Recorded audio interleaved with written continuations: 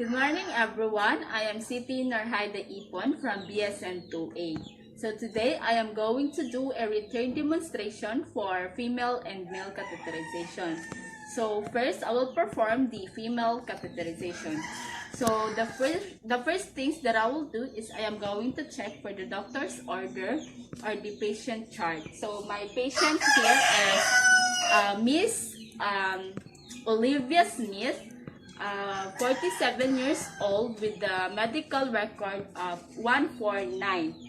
And now I see that I will be inserting a Foley catheter because my patient is unable to void 6 hours post-op. So I will also assess whether the patient is allergic to iodine or plaster for the patient's safety in using the equipment that I have. And I see that my patient does not have any known allergies. So now I am going to wash or sanitize my hand to avoid the spread of infection or the microorganism. So now I will assemble my equipment. So I have here the equipment that I need and that I am going to use for the procedure. I have here external Dutch tray. I already put the waterproof underpad on the bed of the patient and the bath blanket. So in my tray, I have here pickup forces and disinfectant solution, lubricant, sterile gloves of my size, betadine, then sterile cotton balls, the Foley catheter for adult with the size of 14 OS, kidney basins, specimen bottle, sterile 5cc syringe with 5cc distilled water. Then this is the vial of the distilled water and the syringe, plaster, and lastly is the urine bag. So make sure that to check the expiration date of the equipment. So I already see the expiration date of all the equipment that I will be used to the patient. So now I am going to identify the patient. I am going to identify the patient and explain to her the procedure for a proper cooperation. Okay, so good morning, ma'am. I am Sittie Norhaida Ipon. I will be your student nurse for today. So I have some question for you. Then may I know your name, your last name and your first name? Olivia Smith. Then how old are you? 47. Then okay, so I am going to check for your medical record. So your medical record is 149. Okay, so do you have any allergies like iodine or plaster? None. Okay, so none. So when was the last time you urinated? Last night. Okay, so last night, and that was a little while ago.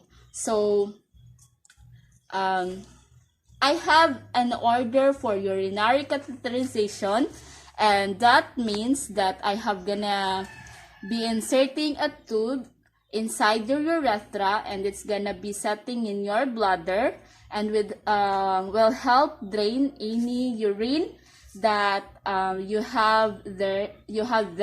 Okay. Okay. The procedure will just take a couple of minutes. Well, you might feel a little bit of pressure, but I'm gonna walk right before insertion, and that will help you any pressure that you feel. Okay. Okay, so do you have any question for me, ma'am? None. All right, so now I already provide good lighting, and I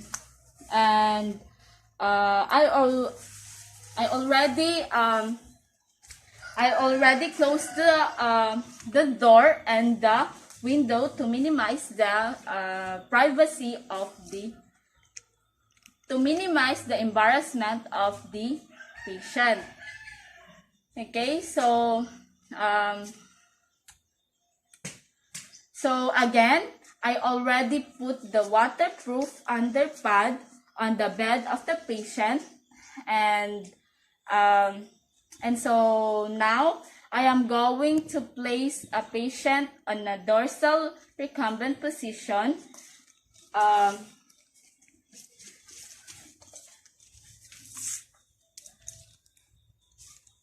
Okay, so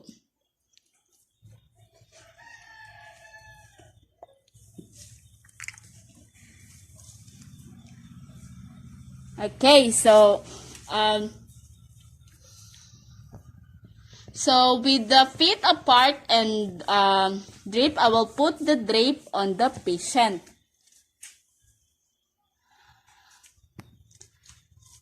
To give the patient the comfortability for a good visualization, and again to lessen the embarrassment of the patient.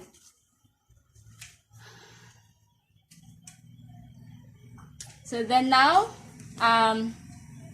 do the perennial flushing. Then I'm gonna wear my gloves to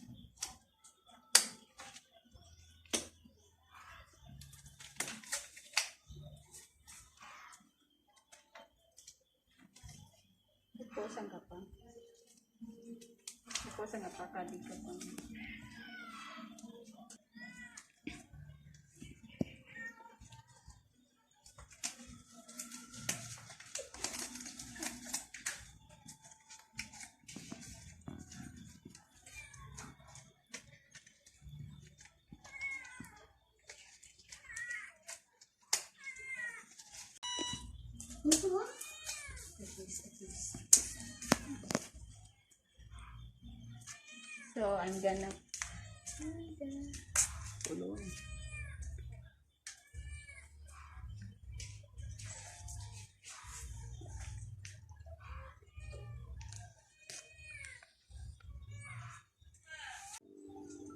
Okay, so now I am going to remove my gloves.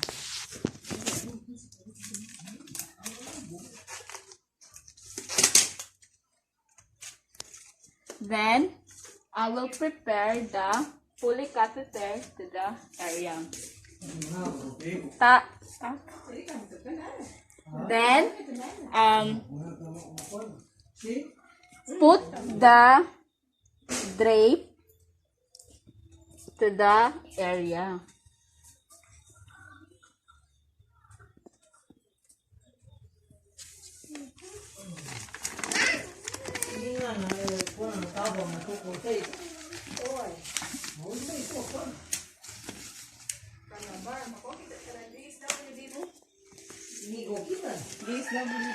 Then, squeeze a small amount of lubricant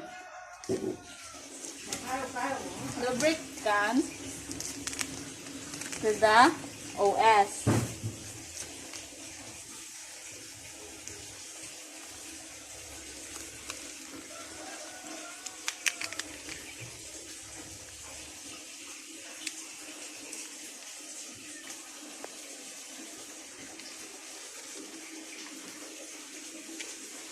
Then, get 2 cotton balls with the betadine from the jar and place it on the sterile field.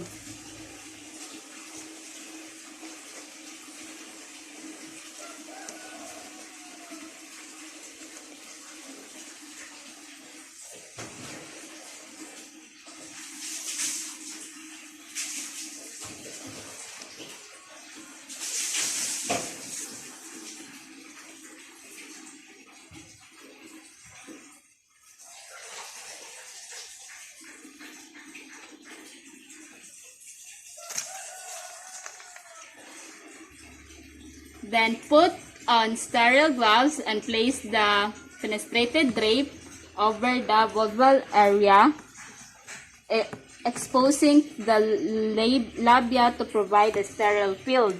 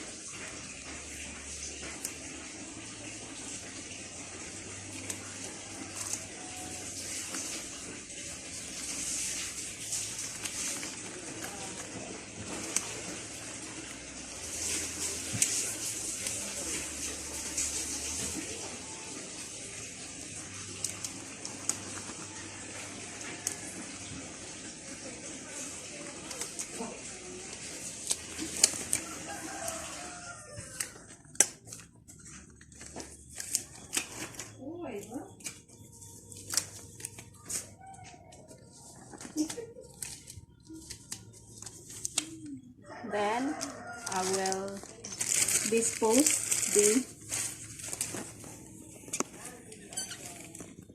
then lubricate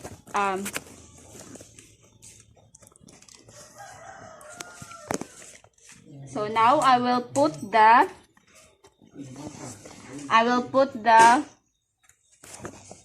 fenestrial drape.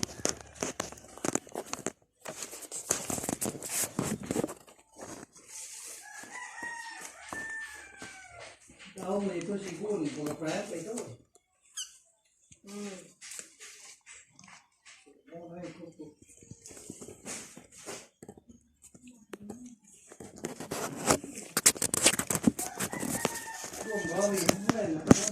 Then lubricate 1 to 2 inches of the catheter tip.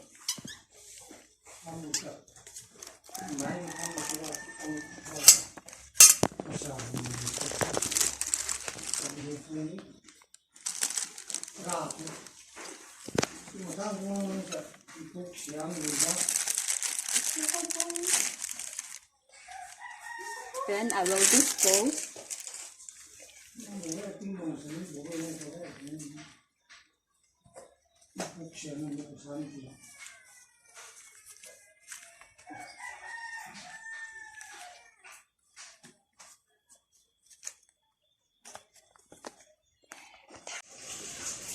Then lubrication facilitates the insertion the catheter and reduce the trauma to the tissue.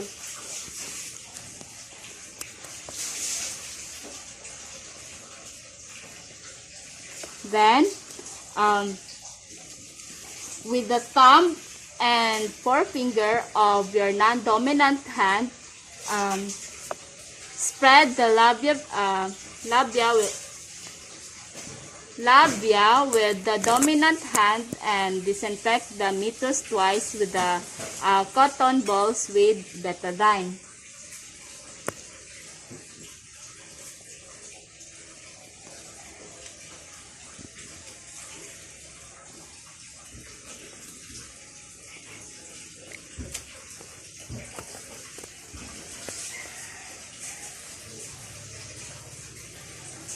And now, slowly insert the tip of the catheter in the meatus about 2 to 3 inches or until the urine flows. So, as the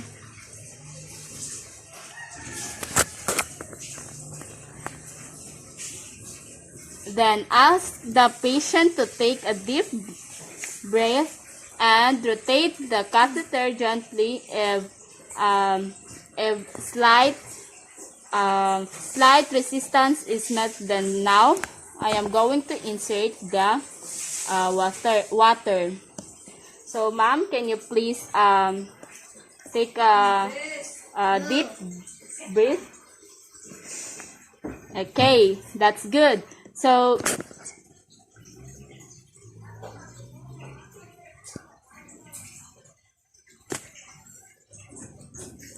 ma'am, I am going to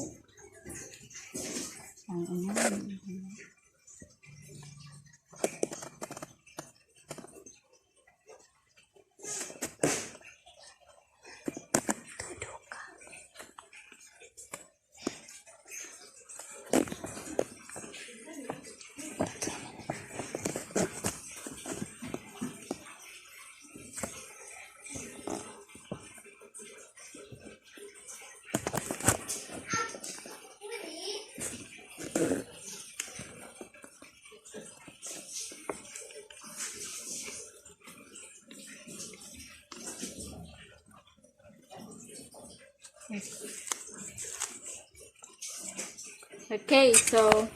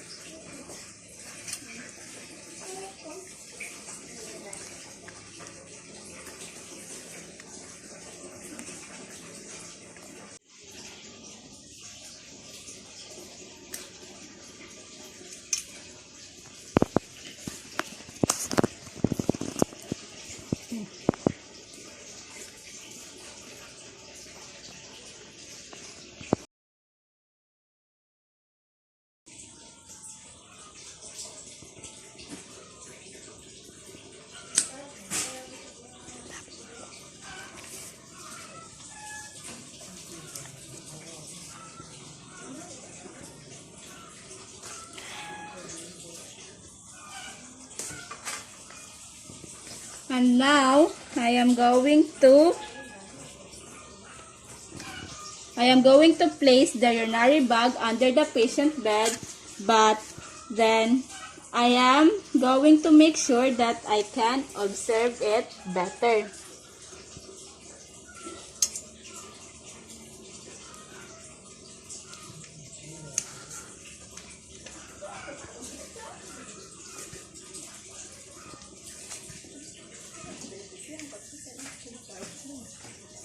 Okay, so now I am going to clean the area of the patient.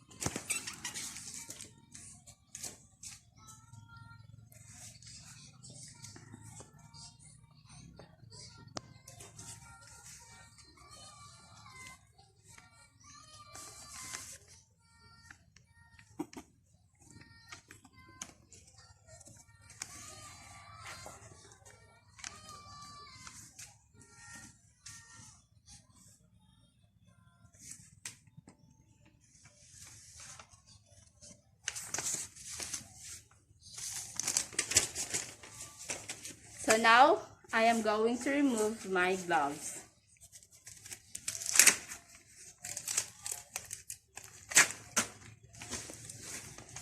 Then I will sanitize my hand.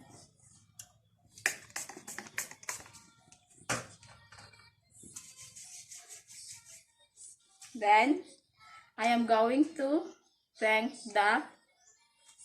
my patient. So thank you for your cooperation, ma'am. So I will be back to check on you and to tell you the results of your of the procedure. So thank you for the cooperation. So that's all for my return demonstration for female catheterization. Thank you.